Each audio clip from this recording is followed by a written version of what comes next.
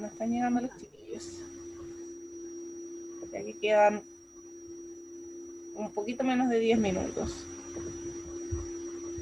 Ya, entonces habíamos quedado en la potencia mecánica, ¿cierto? Que sería el trabajo realizado en unidad de tiempo. Acá no solamente importa el trabajo que realizo, sino en el tiempo que lo hago, porque no es lo mismo mover algo en 5 minutos que moverlo en 2 segundos, ¿cierto? O sea, la potencia es importante muchas veces en la maquinaria.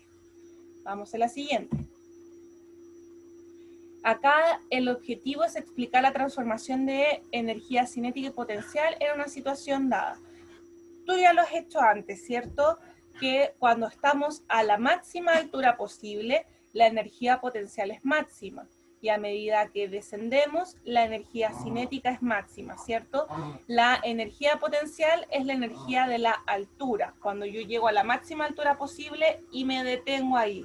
Luego, por efecto de la gravedad, no queda más que volver a caer, ¿cierto? A medida que vuelvo a caer, toda esa energía potencial se empieza a transformar en movimiento, y el movimiento es la energía cinética, y el movimiento va a ser máximo, o sea, la velocidad de movimiento va a ser máxima cuando yo llegue a la más baja altura posible, ¿cierto? Y luego va a empezar a subir nuevamente el skater hasta llegar, va a ir más lento, más lento, más lento, hasta llegar a su energía potencial máxima donde se detiene, luego vuelve a caer, ¿cierto? Entonces eso es lo que hay que explicar, cómo va cambiando energía potencial, energía cinética, energía potencial, energía cinética, y así sucesivamente. Ahora, reconocer el tipo de energía en una situación cotidiana. Acá no tengo idea qué tipo de energía les van a poner, y por eso les comentaba, hola Angélica, bienvenida de nuevo, no sabía si iban a llegar o no. Estábamos. Es cierto, no sé qué tipo de energía les van a poner, pero por eso les pongo acá una imagen de todos los tipos de energía que les podrían dar, ¿cierto? La energía mecánica, que es la energía del movimiento. La energía eólica del viento genera un movimiento en las astas que genera energía mecánica que luego se transforma en electricidad. Lo mismo que hacemos si obtenemos energía a través de una bicicleta, energía mecánica. La energía calorífica es la que se presenta en forma de calor. Se disipa mucha energía calorífica en casi todas las cosas que hacemos, de las ampolletas, que es energía lumínica, igual se disipa un poquito de calor, ¿cierto? O sea, hay energía calorífica en como subproducto de varios tipos de energía. Hasta el computador se calienta un poco, a pesar de que utiliza energía eléctrica, hay una cierta cantidad de energía que se va perdiendo en forma de calor. La energía luminosa, ¿cierto? La de las ampolletas, que es en forma de luz, la de las pantallas, etc.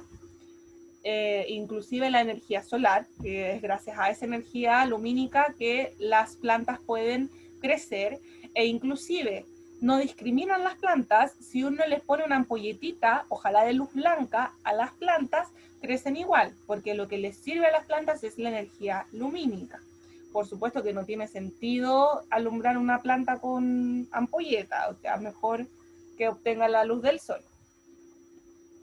La energía química es la que tienen los alimentos y los combustibles como el carbón. Nosotros nos alimentamos y obtenemos energía gracias a la energía que traen los alimentos. Hacemos una reacción química dentro de nuestro cuerpo que nos permite obtener esa energía química. Energía eléctrica, ¿cierto? La que usan muchos electrodomésticos, la energía se transforma en electricidad, ya sea mecánica o el combustible de la energía química, la podemos transformar en electricidad y darle energía a los electrodomésticos. Y la energía sonora también. El sonido también es un tipo de energía.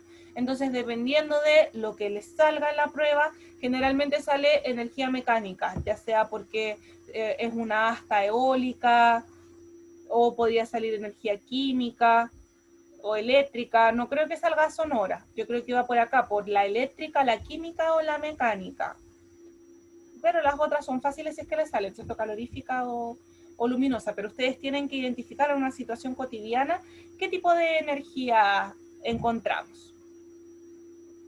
Reconocer la unidad de medición de la intensidad de corriente. La intensidad de corriente se mide en ¿cómo se llamaban? amperes, ¿cierto? En los amperios. La A es de amperes. Entonces, si ustedes les preguntan qué tipo de unidad de medida utiliza la intensidad de corriente, amperes. Para recordar, la carga eléctrica, coulombs. La C es coulombs o coulombios. El tiempo en segundos, ¿cierto? Y eso da origen a los amperes. Reconocer evidencias de la ocurrencia del Big Bang. También me dijeron que salía el Big Bang. Entonces vamos a ver algunas evidencias, porque ya sabemos lo que es, ¿cierto? Lo vimos en clases.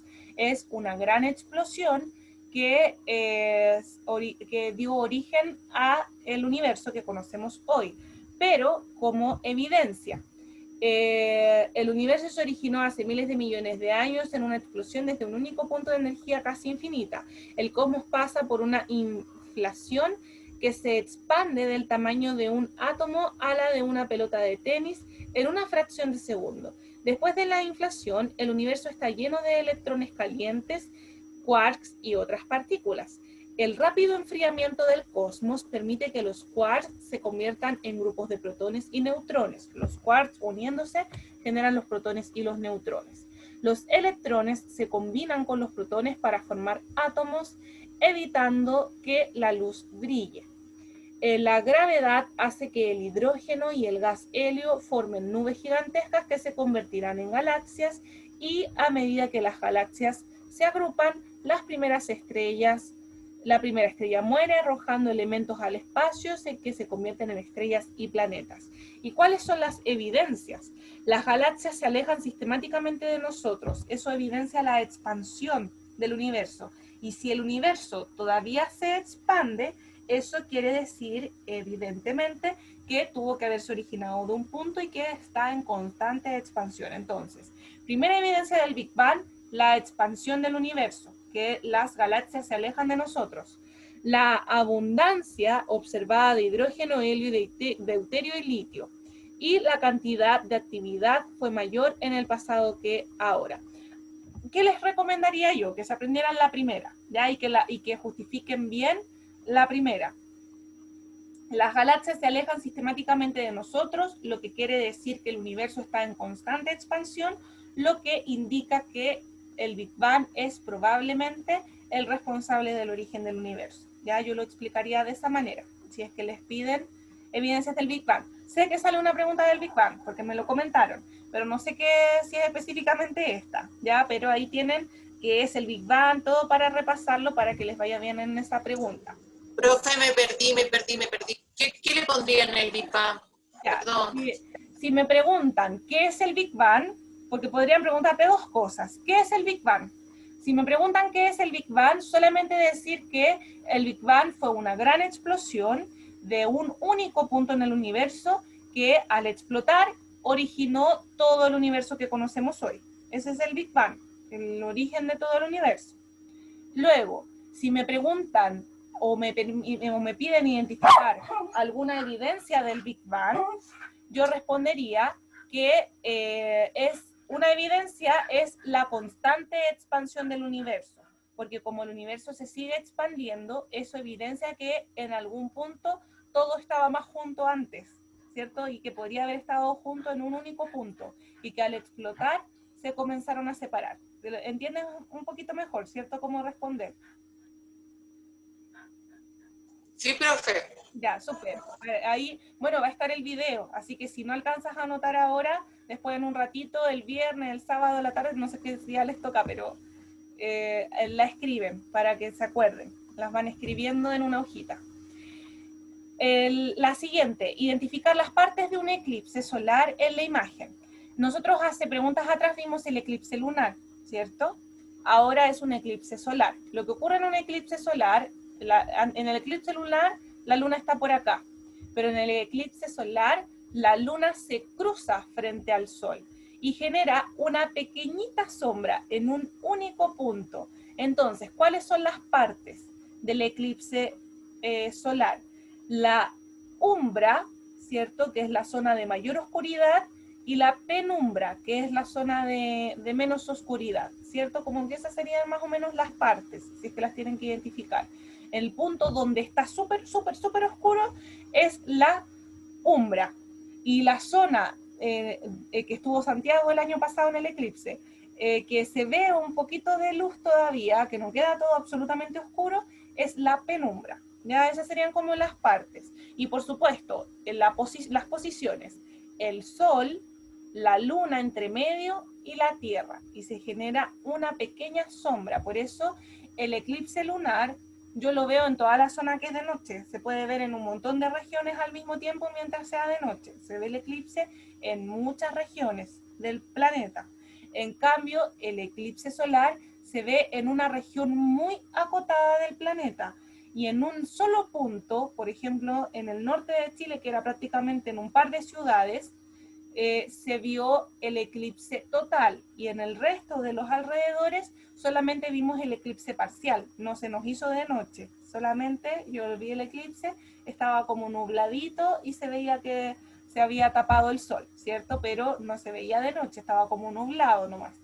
Eso es porque nosotros estuvimos en la penumbra, en cambio los que fueron a Arica, a Antofagasta, no me acuerdo, pero fue en el norte, ellos vieron la umbra, vieron la oscuridad total, a ellos se les hizo de noche, se veían las estrellas y todo, por un minuto, porque después se empezó a correr de nuevo la luna y ya apareció el sol de nuevo, ¿cierto? Entonces, para que ustedes sepan claritas todas las partes, sol, luna, tierra, umbra, la zona de oscuridad total, penumbra, las zonas aledañas de oscuridad parcial, ¿cierto? Esas serían las partes del eclipse solar. Y con esto ya estamos terminando. Esto me importaba mucho verlo porque no lo habíamos repasado antes. Posiblemente, me dijeron que lo preguntaban, describir el proceso de formación de la cordillera de los Andes. Las cordilleras se producen gracias a los movimientos sísmicos y nosotros como buenas chilenas, y los chiquillos que van a ver después del video, chilenos, sabemos que los terremotos y los sismos ocurren por el movimiento de las placas tectónicas, ¿cierto?, que están bajo la corteza terrestre. Una de las consecuencias de la formación de los movimientos de las placas puede ser la formación de una corrida de montañas, que es como la cordillera de los Andes. Entonces, podemos ver que una placa está sobre la otra. Podemos ver que hay una placa arriba y otra que se va por abajo. Cuando se juntan estas dos placas, que es una placa que viene del océano, una placa oceánica, con una placa continental, la placa oceánica se va por debajo de la continental. Acá vemos el proceso, se va por debajo. Y eso hace que la placa que quedó arriba se levante, o la tierra se levante.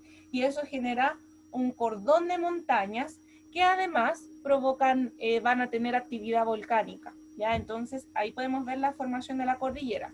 Pueden aprenderse el esquema, tal cual como dice acá. Se produce por el desplazamiento de la placa sudamericana hacia el oeste.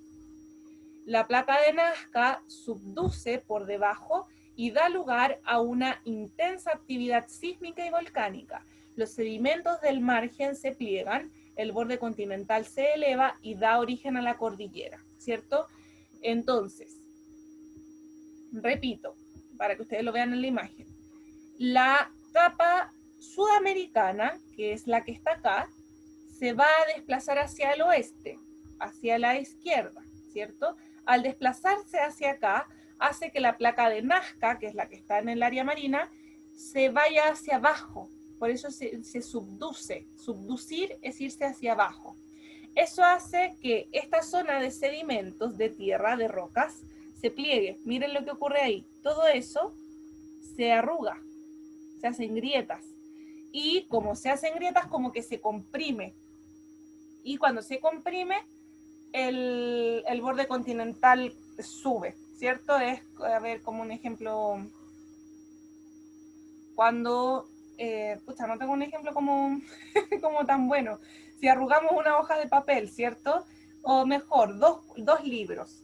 Si nosotros vamos a juntar dos libros desde el lado de las hojas, algunas hojas se van a ir por abajo y otras por arriba. Las que queden por arriba seguramente igual se van a arrugar un poco por las de abajo, que se empiezan a arrugar. Entonces van a empezar a surgir. Es como juntar así, capas de papel. Y cuando uno junta capas de papel, cuando los papeles se arrugan por abajo, entonces los papeles de arriba surgen como una cordillera, algo así. Nos tenemos que imaginar más o menos. Eso hace que nazca la cordillera de los Andes. Ojalá les pregunten por la específica cordillera de los Andes, porque ahí ya tienen hasta las placas, ¿cierto? La sudamericana es la que está en el continente y la placa de Nazca es la que está en la zona oceánica, ¿ya? Entonces, esas son las que la sudamericana se superpone sobre la de Nazca y eso hace que como que las placas se arruguen y salga la cordillera, ¿ya? Y si tienen muchas dudas, mejor aprenderse esto nomás, o sea, aprenden esta imagen, pensando en que tal vez esta pregunta sale porque en el fin de semana pasado salió. ¿Hay dudas con respecto a esa de la cordillera de los Andes o a otra, o estamos listas?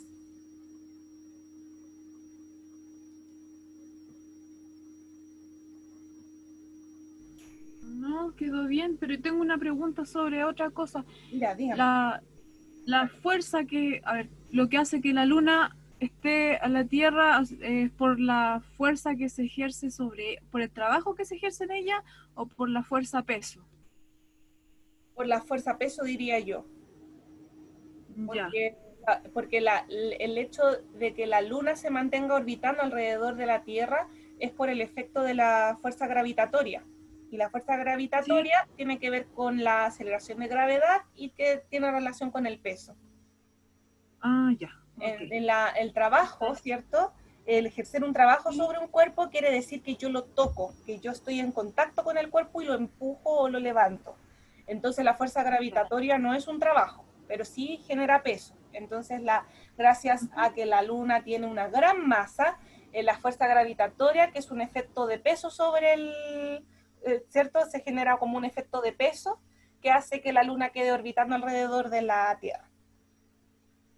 Ya. ¿Sí? Gracias. Listo, de nada. Entonces, ahora sí estamos listas. Voy a subir los 3 videitos a YouTube, que nos quedó largo hoy día, pero porque se me cortaba cada rato el Zoom. Lo siento mucho. Listo, chiquillas. Gracias, profesora. Espero que les vaya Muchas súper bien. gracias. Les voy a mandar esto, porque de hecho son 25 preguntas. A lo mejor es esta prueba, o a lo mejor hay varias preguntas de esta prueba en la que les toca el sábado, entonces, o el domingo. Así que, ¿cuándo les toca la prueba? Creo que Ciencias Naturales nos toca el domingo. Ya. Una vez que la terminen me cuentan, pues, si estaba muy difícil, qué les preguntaron, cómo les fue. Ya. Manden fotos. Es muy difícil, se arriesgan mucho si le sacan fotos, pero si es esta, no lo van a confirmar, no van a decir, ah, sí, esa era. Ya, listo. Ya que les vaya bien a los que les toca dar las pruebas. Chao, profe. Chao, Gabriel, que te vaya súper. Gracias.